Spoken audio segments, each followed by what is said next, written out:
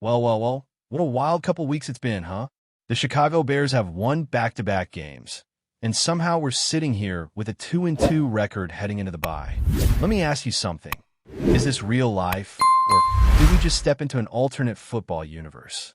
Because beating the Cowboys and following that up with a gritty win over the Raiders on the road? Yeah, that's not something we're used to seeing around here. And look, this wasn't some dominant wire-to-wire performance. Far from it. In fact, for most of the first half, the Bears looked shaky, sloppy, and completely out of rhythm. The offense couldn't get going, the run game was practically non-existent, and Max Crosby, man, that dude was a one-man wrecking crew out there. Caleb Williams even said after the game that Crosby is the best player he's faced in the NFL so far. And honestly, he might be right. That first quarter? Absolute chaos from Crosby.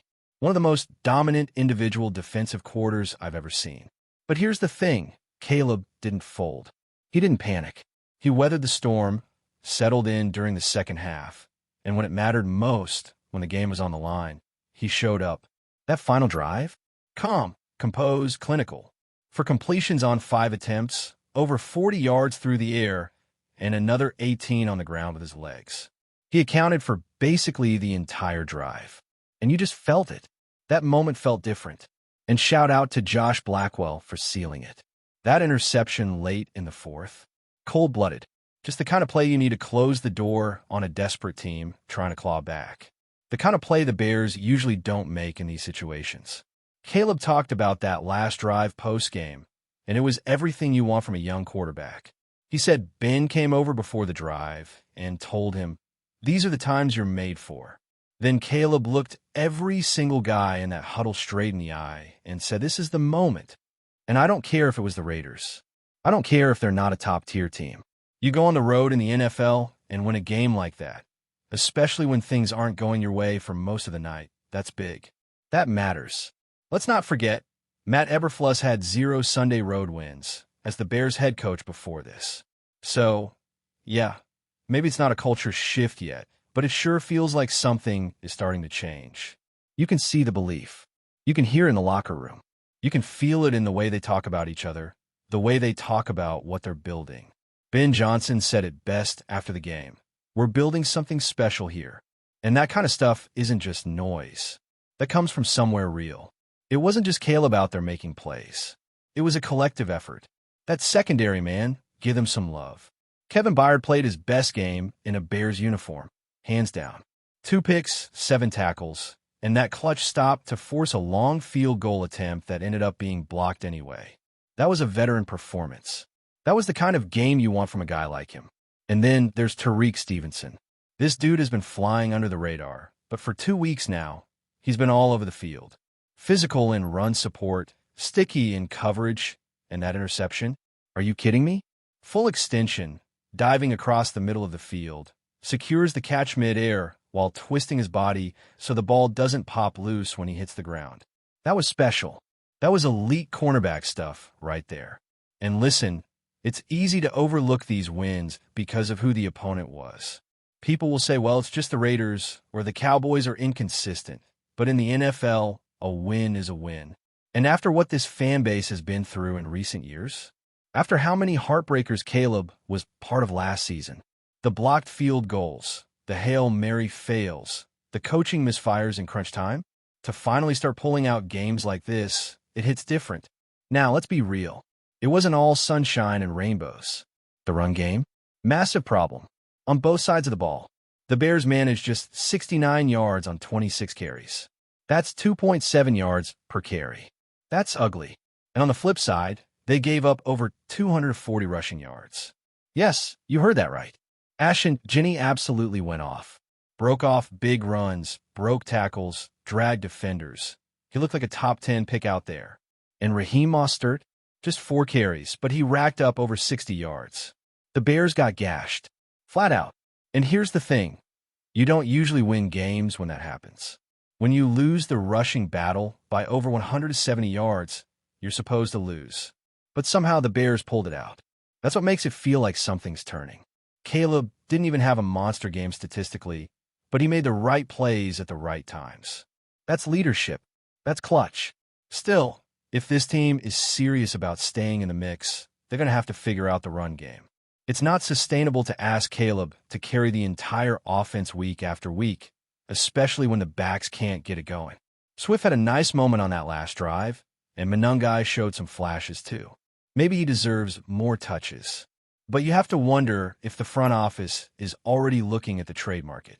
If they're hovering around .500 by the deadline, do they go after a running back? Because it feels like they might have to. And look, we can't ignore how inconsistent the offensive line has been in the run game. They've shown flashes, especially in pass protection, but when it comes to opening lanes on the ground, not good enough. Too many stuffs at the line. Too many one-yard gains. And when that's all you're getting on early downs, it puts way too much pressure on Caleb to bail them out on 3rd and long.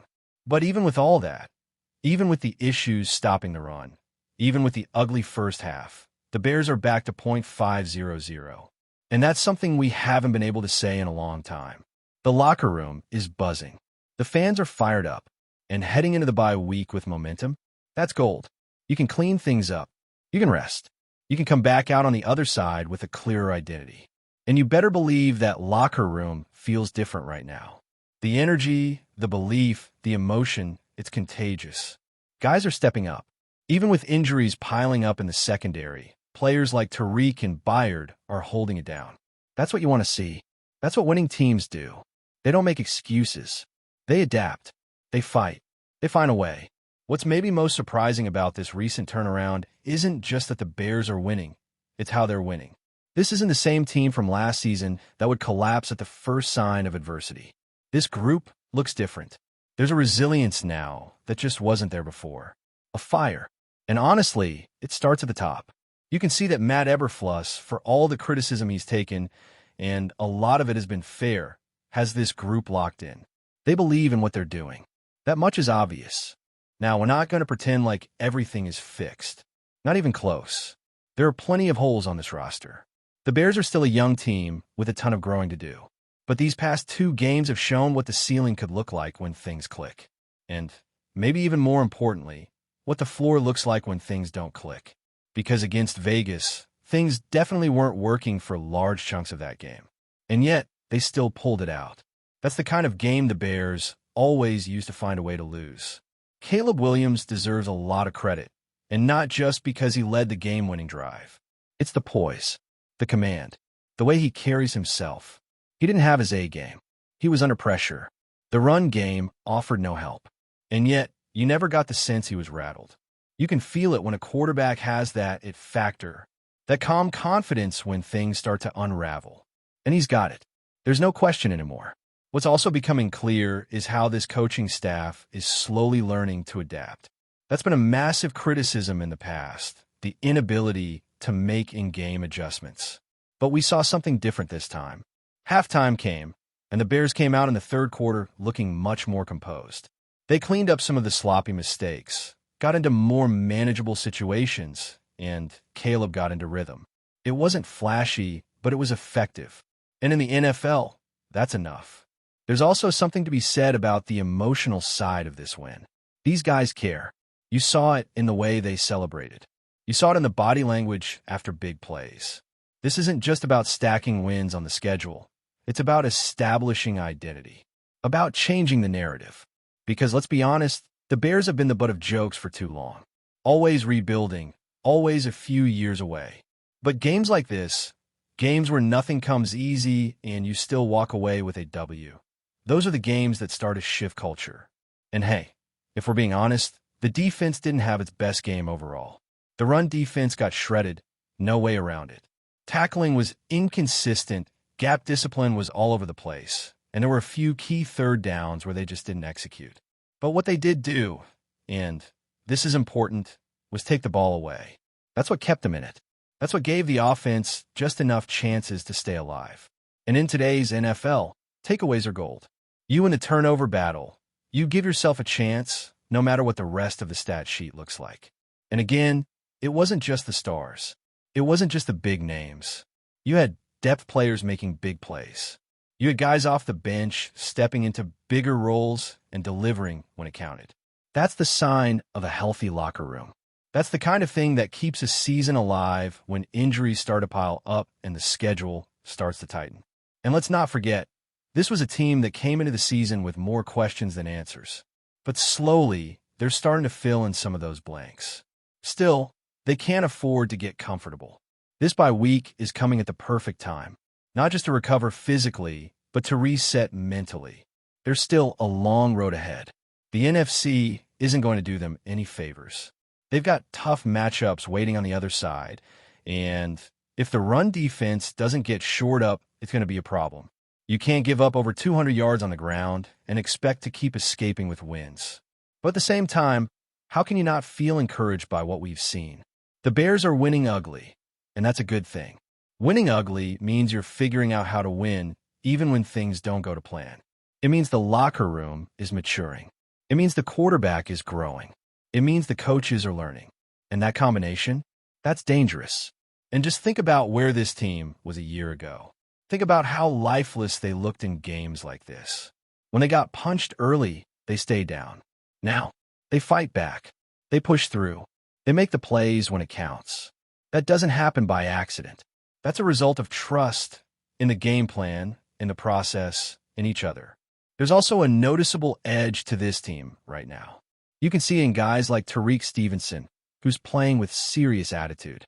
You can feel it when Kevin Byard talks post-game about setting the tone. This team is tired of being overlooked. They're tired of being labeled a project. And this one feels like a little bit of a message. A little warning shot that says, hey, we're not there yet, but we're coming. And look, let's be real, they didn't dominate this game. There's still a ton to clean up. The offensive line needs more push in the run game. The linebackers have to play more disciplined in their gaps.